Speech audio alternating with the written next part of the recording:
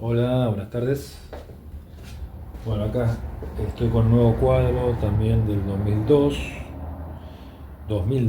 no sé si lo dije bien, 2002, eh, que es un cuadro que está en un rollo lleno de cuadros que saqué para mostrar esos cuadros y bueno, hablar un poco de los cuadros, lo que estoy haciendo ahora, hablar de los cuadros. Se llama Flores y Uvas y es de 65 por 45 centímetros. ¿Ven? Es una tela. Está, como todos estos cuadros están perfectos para ser recién pintados. En este sí, y tiene colores que había armado yo, que los hice yo, con ferrites y pigmentos que yo compraba, me acuerdo, en casas para ceramista. Acá está un cerulio que debe ser de ferrite. Eh, Hay algún toque también de talo, o sea que es de color comprado. El marrón debe ser un tierra tostada pero comprado. El negro puede ser que lo haya hecho yo hacía un color negro, me acuerdo. Tenía un ferrite negro o no sé si era un pigmento negro que compraba.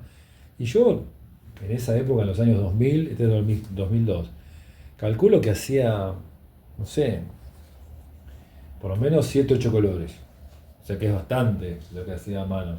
Y después tenía algún color que agregaba, porque era un amarillo, por ahí un rojo compraba. Por ahí compraba algo primarios como para reforzar. El blanco lo hacía yo también, con titanio y carbonato de calcio.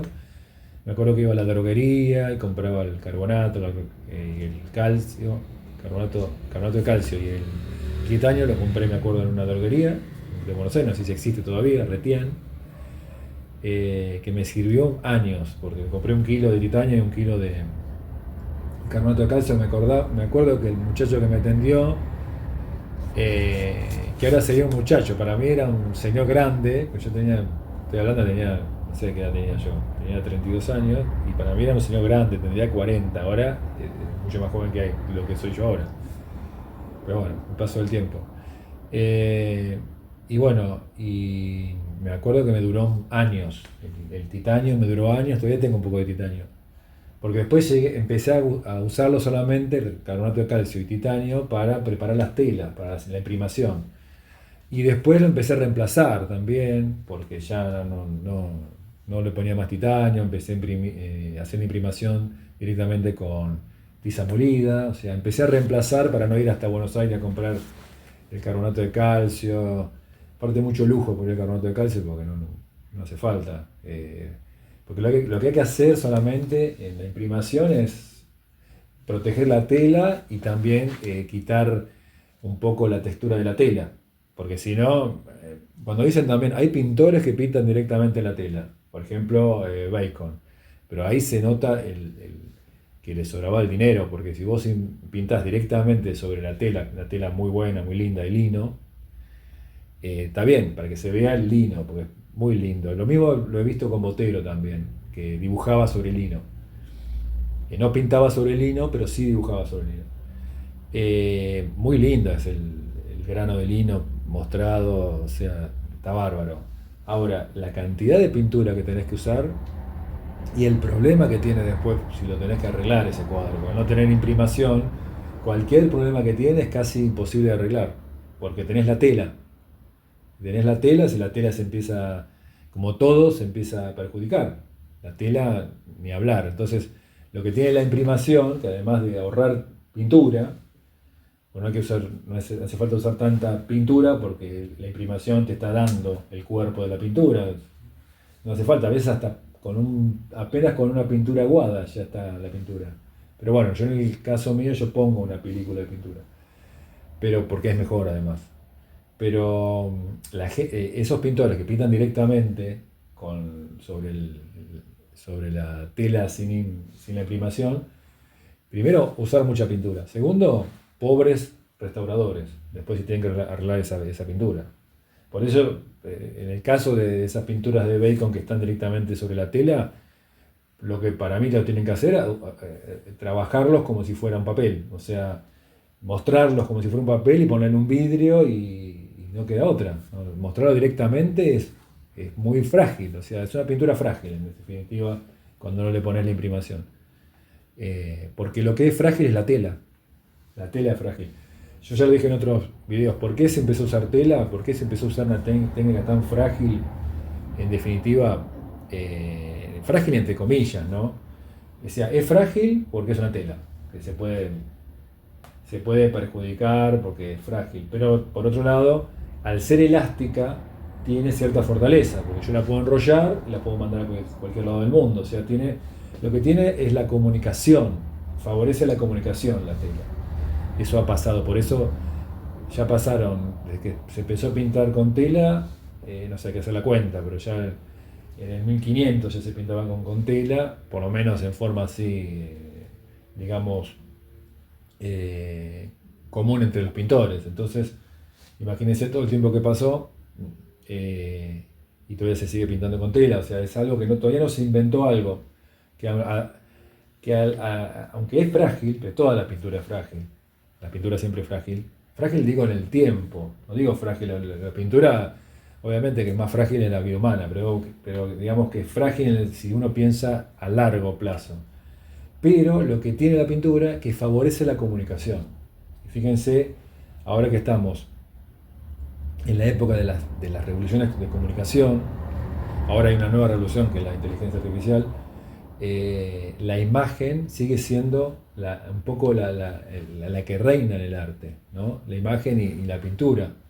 Y es porque justamente la facilidad que tiene esa imagen plana para la comunicación. Primero la tela, porque la tela viaja, no tiene problema, viaja por todos lados, uno la enrolla y viaja de forma muy económica. Y después no hace falta cuidarla ni nada, ya con un rollo bien duro le pones la tela y viaja lo más bien, llega a todos lados. Pero también la misma imagen, la imagen plana, tiene una capacidad de viajar y de rápidamente y de ser leída muy rápido. Por eso yo creo, ¿no? que todavía sigue siendo tan actual la pintura, ¿no? Tan actual la pintura, el dibujo, todo lo que es la imagen plana. Aparte, la imagen plana es instantánea, uno no la ves tan rápido y ya está. Y en vez del video hay que estar mirándolo. De hecho, los videos más justamente viralizados son los de 1 minuto, porque nadie se queda más que 1 minuto. Y la imagen es menos que 1 segundo que uno la ve. Por eso yo creo que la potencia que tiene una imagen, ¿no? Que todavía que sigue siendo actual y la imagen y la pintura. En definitiva, la pintura y la capacidad de uno de producir una imagen potente con color, con el dibujo, con el diseño, con cómo uno puede llegar con esa imagen a impactar en los otros cerebros, ¿no? en las personas, cómo impacta, cómo eso produce y rebota muy rápido, más que las palabras, estoy diciendo una obviedad, pero digo, es una reflexión, ¿por qué la pintura sigue siendo tan actual? Cuando hace 20 años ya se pensaba que la pintura era una cosa antigua, que no iba a servir más. La pintura de Caballete, más que todo, era una cosa antigua, que ya estaba hace 20 y más también, pero por lo menos yo me acuerdo en los años 90, cuando yo recién empezaba a tratar de meter algún cuadro en algún lugar para que se pudiera mostrar, porque aparte estoy hablando pre-internet. Yo me acuerdo que la pintura, algo como que ya cuando decías que eras pintor, ya te miraban como diciendo, no, te quedaste en el tiempo. Y si encima yo decía que pintaba temas de tango y de costumbres argentinas, ya directamente es como que, no sé, los que tenían los programadores de los museos y de los centros culturales, ya es como que les daba como una especie de temblequeo, que te querían, por favor, ya como que se miraban el reloj, ¿viste? Como diciendo, bueno, ¿qué pasa el que sigue? Que me acuerdo que uno iba con un dossier y mostrando a ver si se podía entrar en la planificación de ese año, o en el año el próximo año, para a ver si se conseguía algún lugar. Y me acuerdo que me pasó lo mismo en 2 lugares. Bueno, no voy a decir los lugares, en Buenos Aires, pero la misma reacción. Que era una reacción, era como parecía que estaba, como que, no sé, estaba en otro siglo. Estaba, había viajado en el tiempo y estaba en un siglo que no era el mío y yo estaba hablando en otro idioma y no me entendían y bueno, un poco pasaba eso. Después, eso duró un tiempo, el reinado de los otros formatos de arte, y después vuelve con una potencia enorme la pintura. Siempre los pintores siguieron pintando, obviamente, pero vuelve, yo digo, en los lugares de más presencia, ¿no? De más presencia en los lugares